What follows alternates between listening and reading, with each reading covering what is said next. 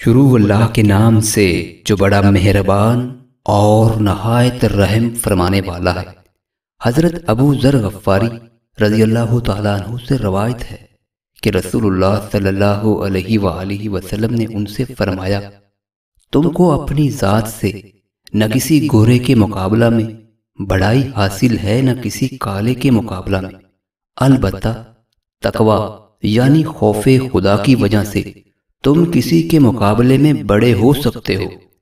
حضرت عبداللہ بن مسعود رضی اللہ تعالیٰ عنہ سے روایت ہے، انہوں نے فرمایا، ہم لوگ ایک خیمے میں رسول اللہ صلی اللہ علیہ وآلہ وسلم کے ساتھ تھے۔ آپ صلی اللہ علیہ وآلہ وسلم نے فرمایا، کیا تم اس بات سے خوش ہو کہ تمہاری تعداد تمام جنتیوں کی چوتھائی ہو؟ ہم نے کہا جی ہاں۔ فرمایا، کیا تم اس بات سے خوش ہو کہ تمہاری تعداد تمام جنتیوں کی تہائی ہو؟ ہم نے کہا جی ہاں۔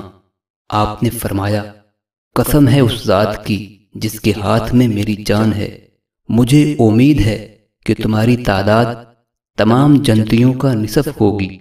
اس کی وجہ یہ ہے کہ جنت میں صرف مسلمان ہی داخل ہوگا، اور مشرکوں کے مقابلے میں تمہاری تعداد ایسے ہے جیسے سیاہ بیل کی جلد پر ایک سفید بال یا سرخ بیل کی جلد پر ایک سیاہ بال۔